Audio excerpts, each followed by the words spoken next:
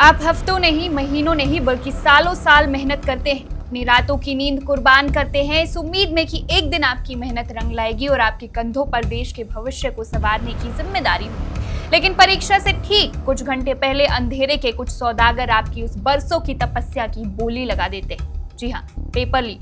Paper leak नाम की उस बीमारी ने एक बार फिर लाखों छात्रों के सपने को अपनी चपेट में ले लिया है। पहले नीट की परीक्षा और अब महाराष्ट्र का टीईटी। आखिर कब तक देश का युवा इस व्यवस्था की नाकामी का बोझ अपने कंधों पर उठाता रहेगा? आज बात उस दर्द की जो महाराष्ट्र के 4 लाख से ज्यादा अभ्यर्थियों के दिलों में इस वक्त उमड़ रहा है।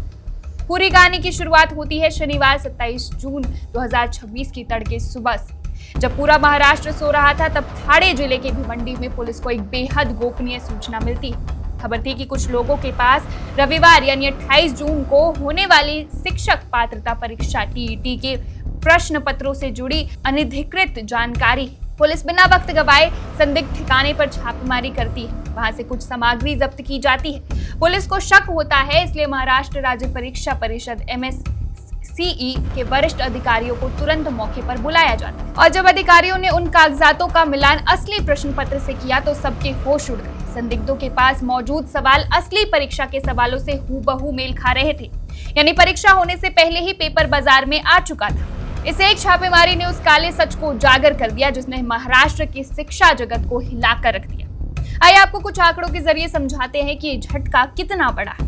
इस परीक्षा के लिए राज्य भर में कुल 1028 परीक्षा केंद्र बनाए गए थे। कुल 4,28,122 अभ्यर्थियों ने इसके लिए रजिस्ट्रेशन कराया था और सबसे बड़ी बात, इनमें से 2,26,363 ऐसे सेवारत शिक्षक थे जो अपनी नौकरी को स्थायी करने या आगे बढ़ने के लिए दिन रात एक कर रहे थे। जैसे ही पेपर लीक की पुष्टि हुई, महाराष्ट्र राज्य परीक्षा परिषद ने देर नहीं की। परीक्षा की शुचिता और पारदर्शिता को बनाए रखने के लिए 28 जून 2026 को होने वाली परीक्षा को तुरंत कैंसिल कर दिया गया। भिवंडी थाने में आपराधिक मामला दर्ज किया जा चुका है। इस बीच परीक्षा परिषद की उपायुक्त प्रिया शिंदे ने प्रेस कॉन्फ्रेंस कर छात्रों को थोड़ी राहत देने की कोशिश की है। उन्होंने कहा कि टीईटी परीक्षा स्थगित होने के बाद अब किसी भी छात्र से दोबारा कोई फीस नहीं ली जाएगी। उम्मीदवारों को फिर से रजिस्ट्रेशन कराने की जरूरत नहीं है।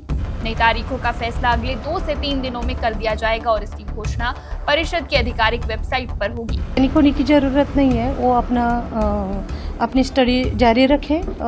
उनको फिर से रजिस्ट्रेशन करने की भी जरूरत नहीं है, वो बिल्कुल पैनिक मत।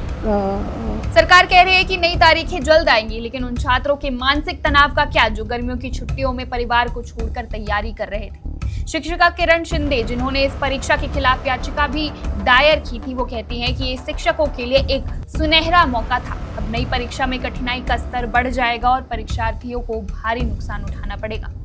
वहीं प्रधानाचार्य संघ और शिक्षक कल्याण संघ ने भी इस घटना की कड़े शब्दों में निंदा की और जाहिर है जहां युवाओं का गुस्सा होगा वहां राजनीति भी गरमाएगी। हाल ही में हुई नीट 2026 परीक्षा की अनियमितताओं का जख्म अभी भरा भी नहीं था कि विपक्ष को एक और मुद्दा मिल गया। कांग्रेस ने अपने आधिकारिक एक्स हैंडल पर लिखा कि बीजेपी के राज में ऐसा कोई पेपर नहीं है जो लीक ना हुआ। ये सरकार अब पेपर लीक सरकार बन चुकी है। उधर जंतर मंतर पर प्रदर्शन कर रही कॉकरोच जनता पार्टी के अभिजीत दिपके ने भी तीखा हमला बोलते हुए कहा कि देश के मंत्रियों ने नाकामी की जिम्मेदारी न लेने की कसम खा रखी है।